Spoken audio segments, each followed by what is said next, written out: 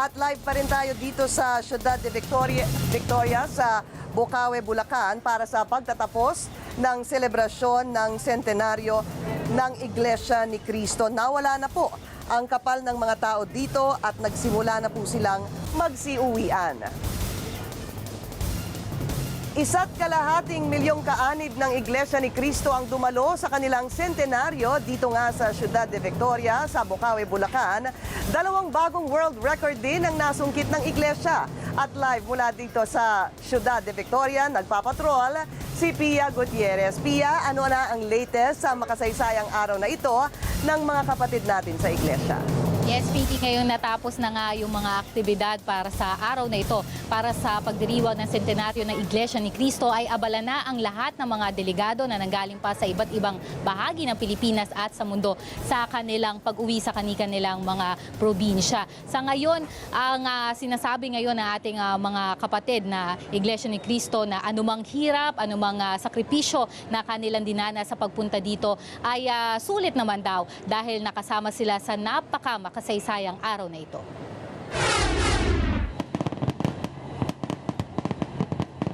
Isang engrandeng fireworks display ang naging hudyat ng ika-100 anibersaryo ng Iglesia ni Cristo kaninang madaling araw. Nagdingning ang buong Philippine Arena. Gabi pa lang ng Sabado rito, umabot na sa 1.5 milyon na nakapasok sa loob ng Ciudad de Victoria. Kinaumagahan napuno ang Philippine Arena para sa tanging pagsamba na pinamunuan mismo ni INC Executive Minister Eduardo V. Manalo.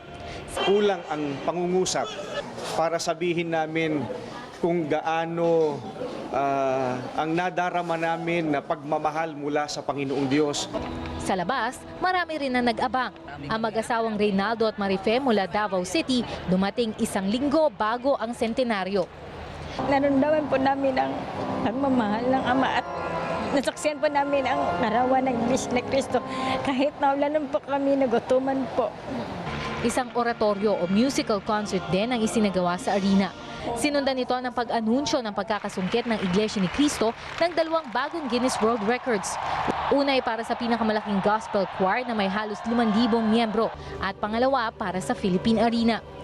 This Philippine Arena is the new Guinness World Records for the largest mixed-use theater in the world. Dahil sa 2 bagong parangal na ito, umabot na sa 8 ang Guinness World Records ng Iglesia ni Cristo.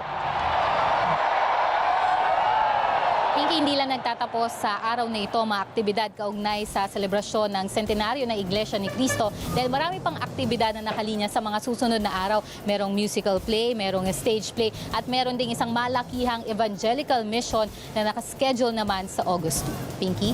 Maraming salamat sa iyo, Pia Gutierrez.